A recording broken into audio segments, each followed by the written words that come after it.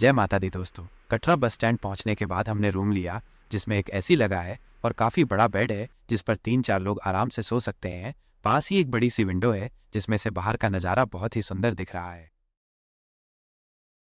यहाँ से हम माता वैष्णो देवी का पूरा पहाड़ देख सकते हैं और अर्धकुमारी भवन तो हमें यहीं से दिख रहा है। यहाँ नीचे बेशक धूप है लेकिन माता के पहाड़ पर बादल छाए हुए हैं।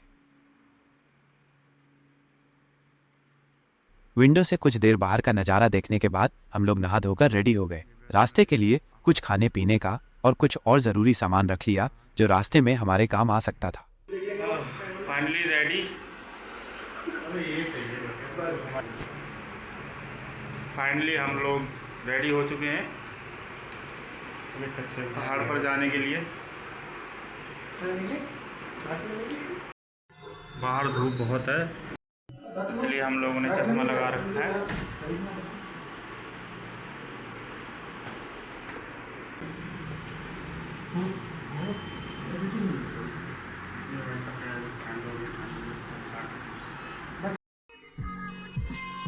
अब हम होटल की गाड़ी से वहां जा रहे हैं जहां से माता के भवन के लिए चढ़ाई शुरू करते हैं।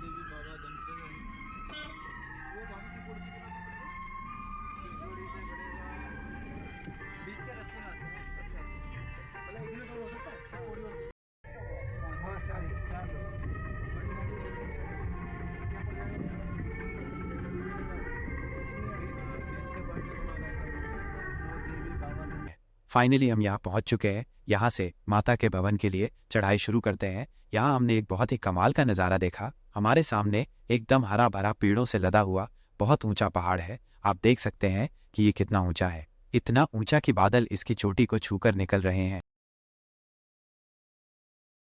यह सामने एंट्री पॉइंट है। यहाँ पर सिक्योरिटी चेकिंग और RFID कार्ड की जांच होगी। जिसके पास RFID नहीं होगी उन्हें यहाँ से आगे नहीं जाने दिया जाएगा। RFID क्या होती है और ये क्यों जरूरी है, अगर आप इसके बारे में जानना चाहते हैं तो कमेंट कीजिए, मैं एक अलग से वीडियो बनाकर इसके बारे में पूरी जानकारी दे दूंगा। और हाँ, एक जरूरी बात, अगर आपके पास कोई पोस्टपेड सिम है तो उसे साथ लेकर आएं क्योंकि इसके अलावा और कोई भी प्रीपेड सिम वहाँ पर काम नहीं करेगी।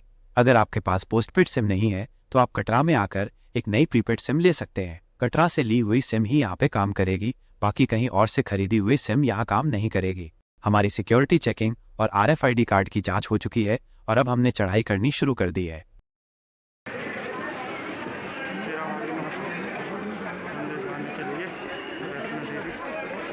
यात्रा शुरू करते ही रास्ते के दोनों ओर तरह तरह के सामानों से सजी हुई दुकानें दिखाई देने लगी हैं जिसमें पहनने ओढ़ने के सामान और पूजा पाठ सामग्री से लेकर प्रसाद और रास्ते में काम आने वाली जो भी सामान है वो सब यहाँ अवेलेबल है।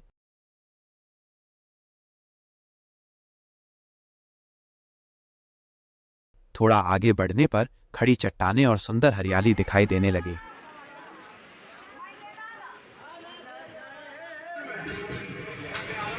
ये सुभाष जी आ रहे हैं, काफी थक गए हैं। जय माता दी। माता वैष्णो देवी के पूरे रास्ते के ऊपर मजबूत लोहे के खंभों के ऊपर लोहे की टीन बिछी हुई है जो कि माता के भक्तों को धूप, बरसात और ऊपर से गिरने वाले छोटे मोटे पत्थरों से बचाती है। और रास्ते के ढलान वाले हिस्से की तरफ ऊंची मजबूत लोहे की ग्रिल लगी हुई है।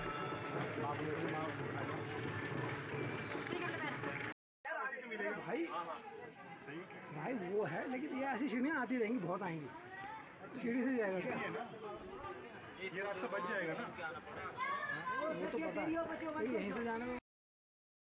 पैदल रास्ते पर जगह जगह ऊपर चढ़ने के लिए हमें सीढ़ियों का भी ऑप्शन मिलता है, लेकिन सीढ़ियां चढ़ना थोड़ा मुश्किल होता है, इसलिए ज्यादातर लोग पैदल रास्ते पर ही जाते हैं। पर सीढ़ियां काफी लंबे रास्ते को कम समय में तय कर लेती हैं।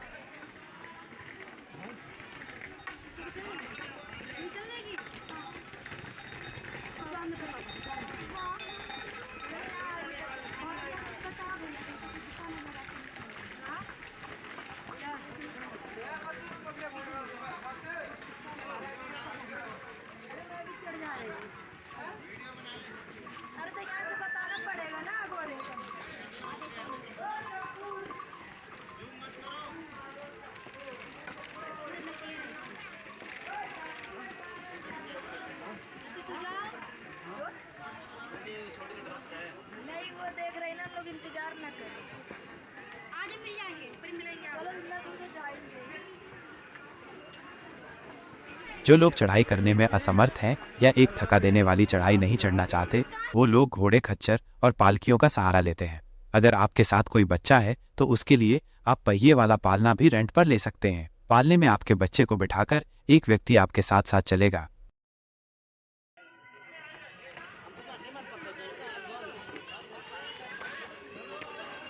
हम तो ठंडा से नहाएंगे।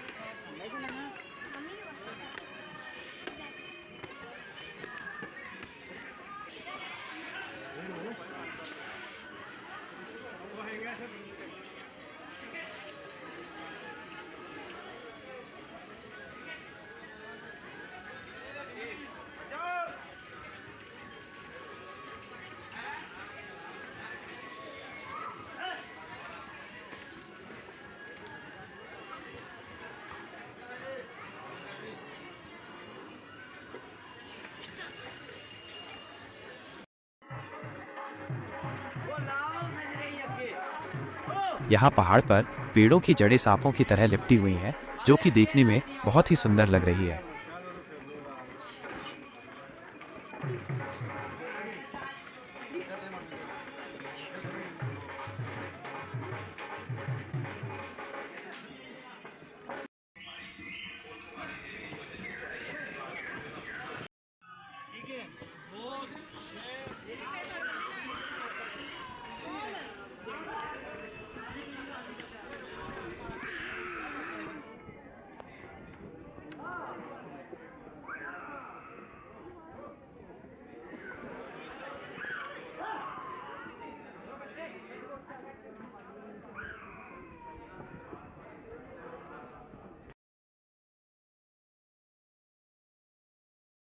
अब हम अर्धकुंवारी पहुंचने वाले हैं और जो बादल नीचे से हमें पहाड़ की चोटी पर दिख रहे थे, वो अब बहुत करीब दिखने लगे हैं।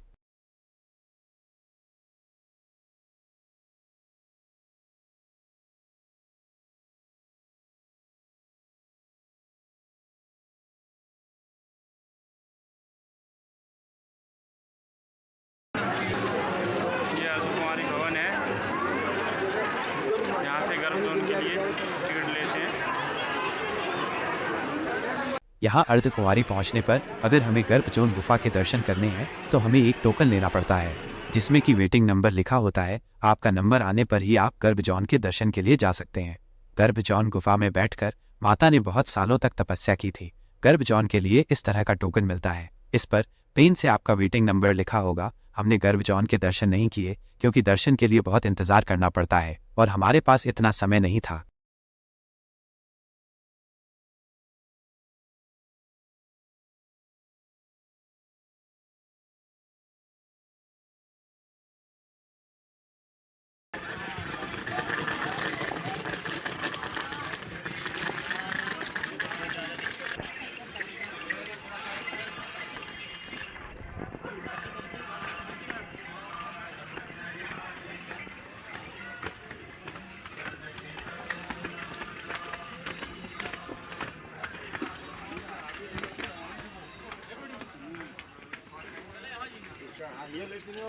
अब हम अर्धकुमारी से आगे जा रहे हैं। आगे हमें सांझी छत नाम से एक जगह मिलेगी।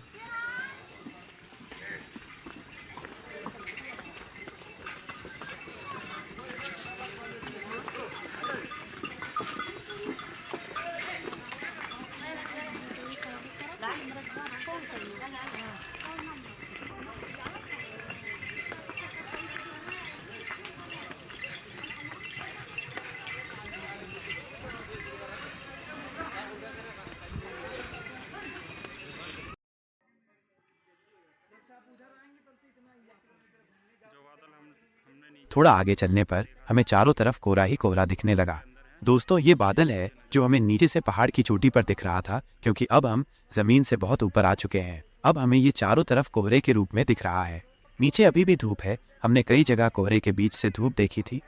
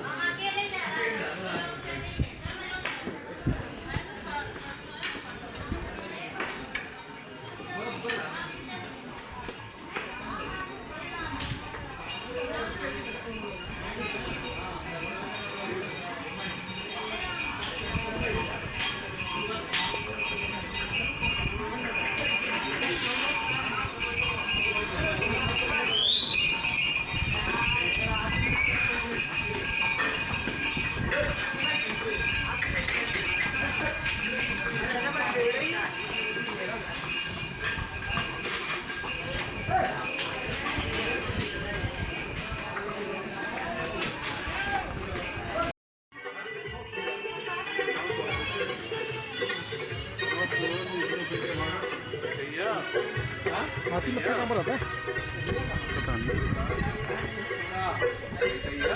बस पानी की बोतल है, बोतल पानी की है, पानी वाले का।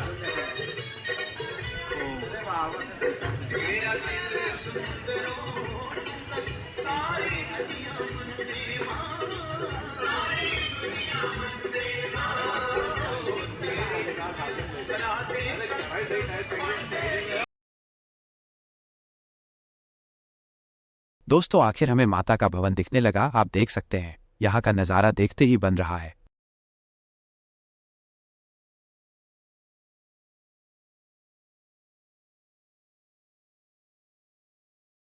यह सांझी छत है। यहाँ सांझी छत से माता वैष्णो देवी के भवन की दूरी लगभग 5.5 किलोमीटर है। यहाँ से भवन का सुंदर दृश्य दिखाई देता है। इससे आगे की यात्रा हमारी अगली वीडियो में है, जिसका लिंक आपको डिस्क्रिप्शन में मिल जाएगा।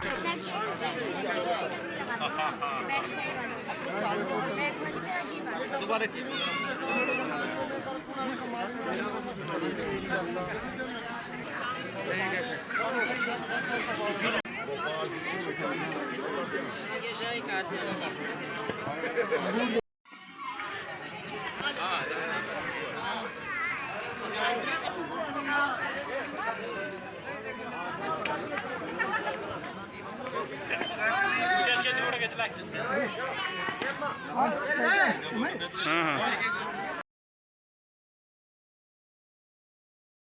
बाकी रास्ते में हमने काफी सारी फोटो भी खींचे थे, जो कि बहुत सुंदर थे।